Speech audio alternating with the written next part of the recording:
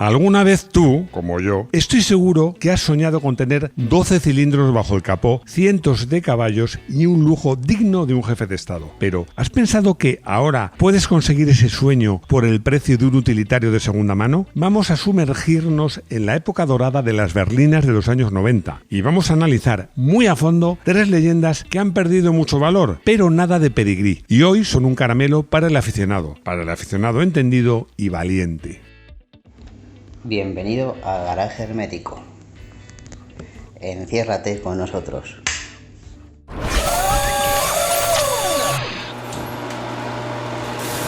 Comienza la guerra de los 12 cilindros. Bueno, en realidad comenzó más o menos a mediados de los 80 y los años 90, cuando el mundo del automóvil vivió una contienda tecnológicamente fascinante. En las altas esferas de algunas marcas premium decidieron que para buscar la excelencia absoluta un motor V8 ya no era suficiente.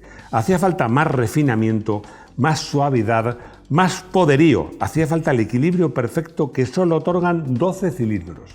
BMW asestó el primer golpe maestro en 1987 con su Serie 7 E32, dejando a Mercedes-Benz completamente descolocada. Jaguar, desde su rincón británico, observaba la contienda con la tranquilidad de quien lleva fabricando motores V12 desde principios de los años 70. Y esa feroz rivalidad nos dejó a mediados de la década de los 90 3 de los coches más impresionantes y sobreingenierizados jamás creados. Eran verdaderos escaparates tecnológicos rodantes y muy caros. Pero hoy, por los caprichos de la depreciación, las normativas de emisiones y el lógico respeto al coste de mantenimiento, estos titanes se pueden encontrar en el mercado por una fracción de su valor original. Son, literalmente, motores V12 a tu alcance. Pero cuidado, insisto, no quiero engañar a nadie. Aunque el precio de compra sea el de un coche asequible, ojo, el mantenimiento de sus complejas mecánicas sigue siendo el de un coche premium de un auténtico buque insignia. No te equivoques. Vamos a analizarlos a fondo, uno a uno y por estricto orden alfabético. Pero antes de seguir, dejadme que os recuerde algo. Ya sabéis que me encantan estas comparativas vintage, las disfruto mucho y podemos hacerlas gracias a nuestros amigos de AMV Legend. Porque con ellos compartimos una cosa, la pasión por los clásicos y por protegerlos bien. Y ojo a esto, que es muy importante. Con AMV Legend, si contratas la cobertura de robo e incendio o todo riesgo para el seguro de tu coche, la indemnización en caso de siniestro responsable se basa en el valor de mercado del vehículo. Sí, has escuchado bien, sobre valor de mercado. ¿Y qué significa esto en la práctica? Que se tiene en cuenta lo que realmente vale tu coche cuando contratas tu seguro, su antigüedad, su estado general y lo que costaría encontrar otro similar en el mercado de segunda mano. Esto es especialmente ventajoso en vehículos que van cogiendo valor como algunos young timers. Y lo interesante es que ese valor lo conoces desde el primer momento, porque una vez que se perita tu vehículo para incluir la cobertura en tu seguro, queda reflejado en tu póliza, sin sorpresas. Y además hay algo que marca la diferencia. Si realizas mejoras en tu vehículo, cada 2 años puedes actualizar su valor presentando una peritación hecha por un experto. Interesante, ¿verdad? Siempre os lo digo, yo soy cliente de AMV Legend, así que no le des más vueltas. Entra en amv.es y calcula tu seguro de coche clásico. Y ahora sí, seguimos con esta comparativa de V12. BMW 750i. El atleta con traje a medida. El diseño del BMW Serie 7 del E38 se debe al talentoso diseñador Wojciech Boyer. La verdad, no es un coche llamativo, ni lo pretende, pero yo creo que representa la tradicional elegancia de una marca como BMW. Se lanzó al mercado en 1994 y para mí tiene unas proporciones sencillamente perfectas.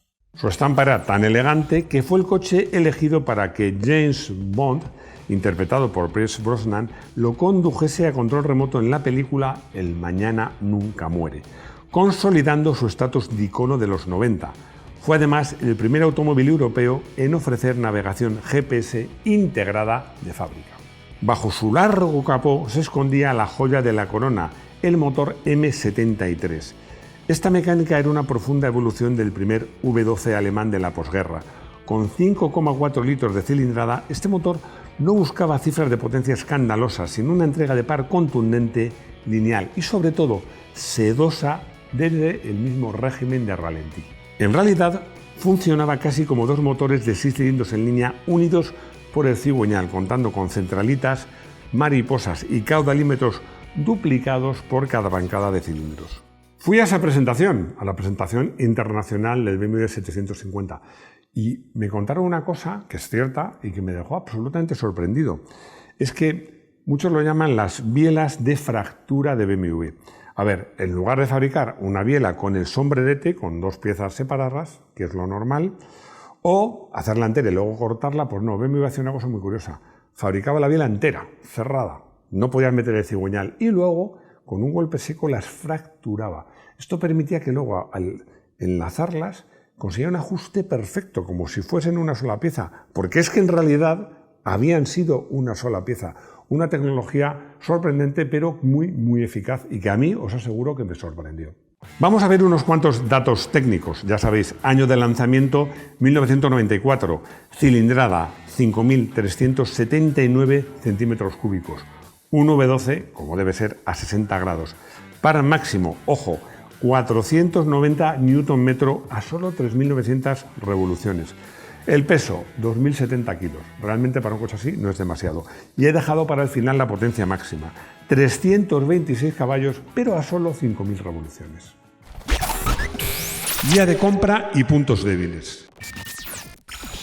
Si te decides, te lanzas a comprar un BMW 750i, te digo una cosa. El motor es espectacularmente robusto, pero está rodeado de periféricos que sufren con la edad y que exigen atención constante. Los puntos críticos a revisar, te los he ordenado alfabéticamente, son estos. Electrónica del habitáculo. La pérdida de píxeles en la pantalla del cuadro de instrumentos es el famoso pixel fading y en el módulo del climatizador es casi inevitable con los años. Existen especialistas que lo reparan sin necesidad de cambiar la pieza entera. Fugas de aceite. Es extremadamente común que las juntas de la tapa de balancines y la junta del cárter acaben cediendo, dejando manchas en el garaje. Sistema de refrigeración. El vaso de expansión, fabricado en plástico, tiende a rajarse con el tiempo debido a la presión y los ciclos térmicos. Recuerda, un calentón en este motor de aluminio es letal, así que renovar manguitos y bomba de agua preventivamente es obligatorio. Suspensión delantera. El inmenso peso del inmenso motor V12 destroza los silent block y los brazos de empuje de la suspensión delantera. ¿Cómo iba? De maravilla, de maravilla. Os confieso que fue un coche que me sorprendió desde el minuto 1. Además, lo probé, como os digo, ya no me acuerdo en qué parte de Alemania, pero luego enseguida pude probarlo en España por las carreteras habituales y me sorprendió porque es que es un coche que se siente increíblemente ágil para su tamaño. Es, con diferencia de todas las berlinas que vamos a ver hoy, el coche que está más destinado a ser conducido por su propio dueño y no a disfrutarlo desde el asiento trasero. Su dirección es precisa, pero es que además es comunicativa. El tarado de amortiguación es que logra un equilibrio magistral entre el confort de una alfombra mágica y el tacto deportivo que siempre se espera, aunque sea una berlina de lujo, en todo un BMW. Es un coche además que cuando te metes en carreteras viradas parece encogerse, porque enlaza las curvas con una tranquilidad y un aplomo absolutamente increíbles. Yo creo que para mí es, dentro de ser una berlina de lujo y de representación, es un coche, como os digo, que se puede disfrutar conduciendo, incluso haciendo conducción dinámica. Ya sabéis que no se puede decir deportiva. Jaguar XJ12. El aristócrata de salón británico. En 1994, Jaguar era Jaguar, de verdad, no como ahora, y presentó la generación X300 de su buque insignia y la versión exclusiva equipada con el motor 12 cilindros que recibió el código interno X305.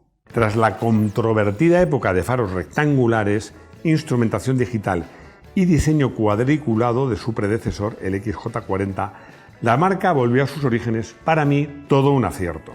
Recuperó las líneas curvas, los 4 faros redondos esculpidos en el capó y la silueta fluida sensual que hicieron mundialmente famoso al XJ original. Era la época en la que Ford acababa de adquirir Jaguar y en este caso el resultado fue uno de los XJ mejor construidos y más fiables de toda su convulsa historia. Este V12 de 6 litros es la evolución final del legendario bloque concebido por el ingeniero Walter Hassan.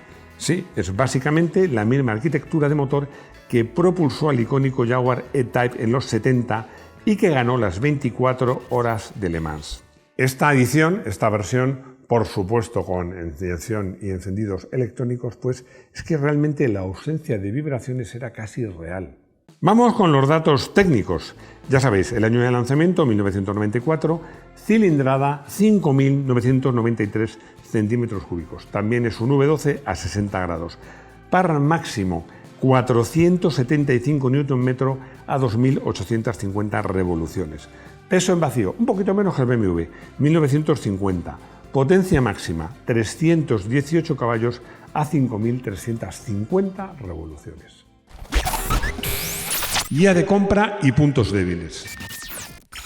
Tener un Jaguar de esta época es apasionante, pero requiere tener grandes dosis de paciencia y yo diría que de devoción.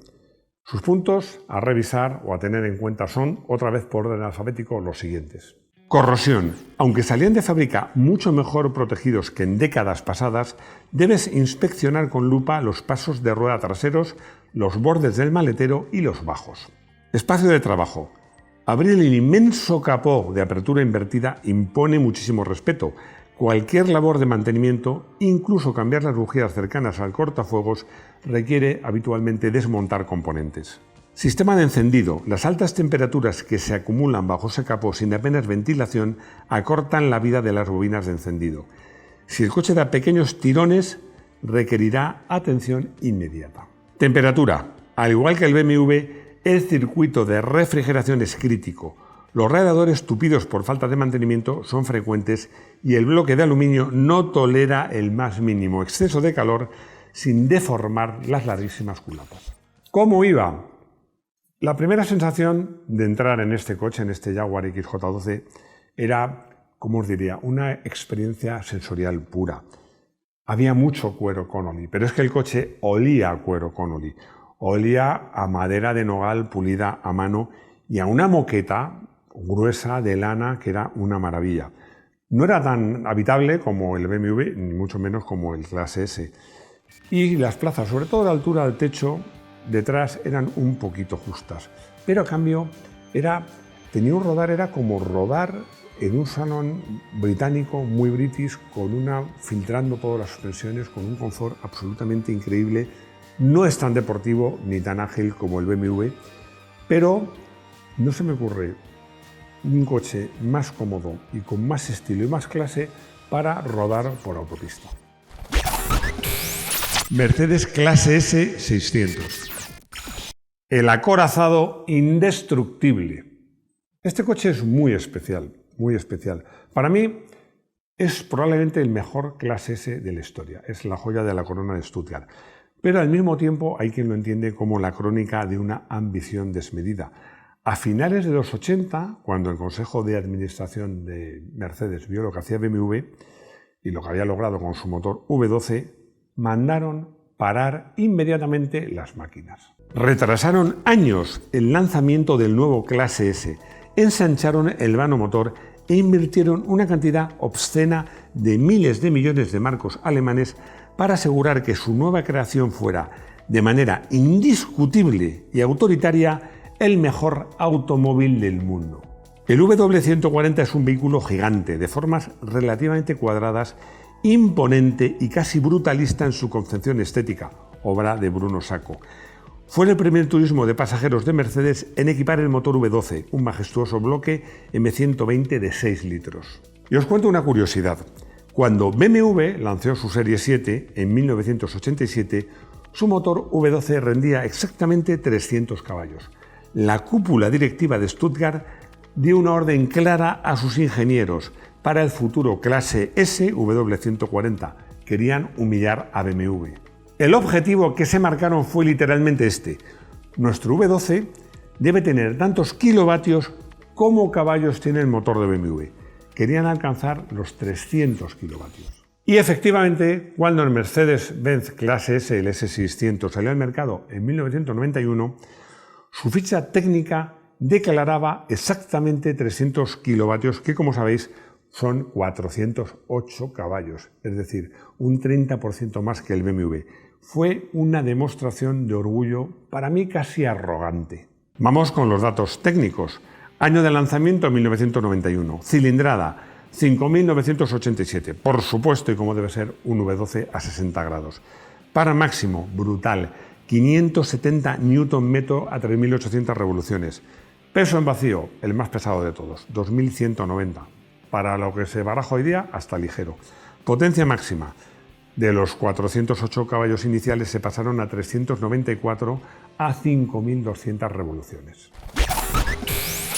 Guía de compra y puntos débiles. Comprar un Mercedes clase S, porque es muy barato pero está descuidado, es seguramente una de las formas más eficaces que hay en el mundo de arruinarse.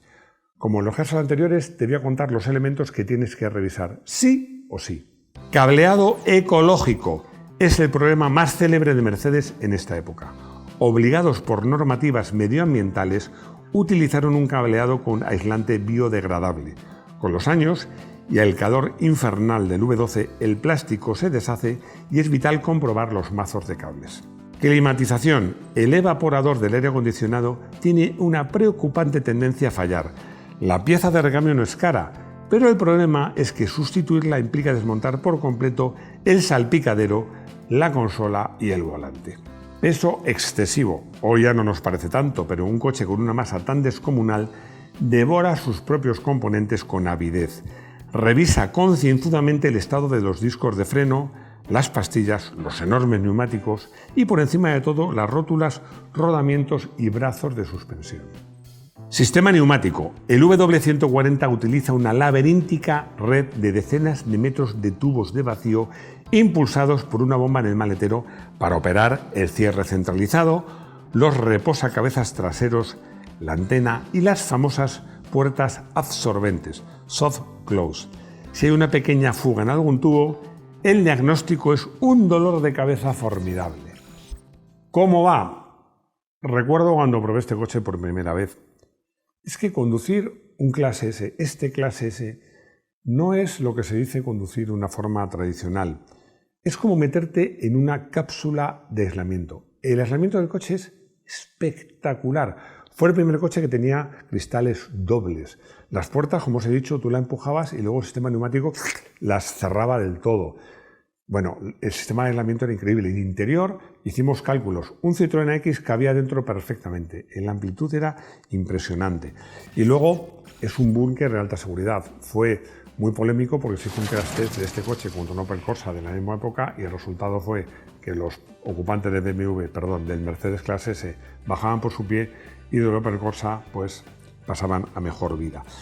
Bueno, es una sensación de aislamiento, de nave espacial, de aislamiento, de estar sentado, no sé, como en un aparato volador, para mí única y que yo creo que Mercedes, la propia Mercedes no ha conseguido igualar, no me extraña.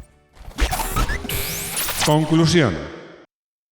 Los motores V12 de los años 90 yo creo que mezclan un poco de ingeniería y de romanticismo, porque es la cúspide de la tecnología de ese momento cuando tratabas de demostrar tu supremacía tecnológica y no importaba el dinero que te gastases en invertir y en desarrollar esos coches. BMW nos regaló una berlina con un dinamismo vibrante, Jaguar un salón aristocrático y Mercedes una fortaleza rodante, indestructible y para muchos excesiva. Hoy su adquisición es asequible, son un pedazo irreemplazable de la historia del motor, pero demandan compradores conscientes de lo que compran. Coche del día. No es fácil porque no voy a elegir ninguno de estos tres. Voy a elegir el BMW 850i, el E31, que de alguna manera se puede decir que es el Serie 7 Coupé. Lanzado a principios de la década de los 90, este espectacular Gran Turismo de afilada carrocería en forma de cuña, faros escamoteables y ausencia total de pilar B, albergaba en sus entrañas exactamente el mismo motor V12 que obligó a los rivales de BMW a reinventarse. Aunque en carretera demostró ser más un refinado y pesado devorador de autopistas que un deportivo ágil para puertos de montaña, su imponente presencia y su vanguardismo estético lo convirtieron instantáneamente en un mito y hoy en una joya codiciadísima. Consultorio. La pregunta de Tony me ha llegado recientemente, pero la he colado porque es un tema de seguridad. Porque me dice si es normal que al frenar bruscamente o con cierta brusquedad en su Golf GTI, pues el coche se desvíe bruscamente, es un MK2, a la derecha. Pero es que da igual, la respuesta es que ni en ese coche ni en ninguno es normal que se desvíe al frenar. Si se desvía a la derecha es que la pinza izquierda está ligeramente bloqueada o agarrotada, incluso puede ser el latiguillo que tenga un giro que pasa menos presión, entonces claro, frena menos, frena más la derecha y el coche se desvía hacia ese lado. Es grave y tienes que ir inmediatamente a un taller a que te lo revisen. Laura me dice que tiene un coche que utiliza 3 o 4 veces al año, hacer muy bien, para rodar el circuito. Y me dice si le recomendamos montar neumáticos semi-slick, ya que va a rodar en el circuito, pero también para el día a día. La respuesta es que no. Los neumáticos semi-slick van muy bien en el circuito, pero no van tan bien en la calle, sobre todo cuando hace frío, tardan en coger temperatura o cuando hay agua. Es un poco peligroso, son neumáticos delicados. Yo te voy a dar mi idea, que es lo que yo hago y lo que he hecho siempre en este tipo de coches, tener 2 juegos de llantas. Es una inversión, pero no es tan caro. A la larga vas a ahorrar. Tienes unas llantas con neumáticos de calle, que son mucho más seguros, que van mejor en agua, que agarran de frío, unos neumáticos de calle, buenecitos y ya está. Y luego cuando vas a circuito es un poco complicado, pero tampoco es tan grave cambiar las cuatro ruedas, y entonces sí, montas unos neumáticos semi-slick. Te van a durar más porque los de calle los vas a destruir, va a ser mejor, más segura y es la solución ideal y la que te aconsejo. Llegamos al final y muchos estaréis diciendo, Máximo, una comparativa de verdad hay que mojarse y elegir el coche que más te gustaría.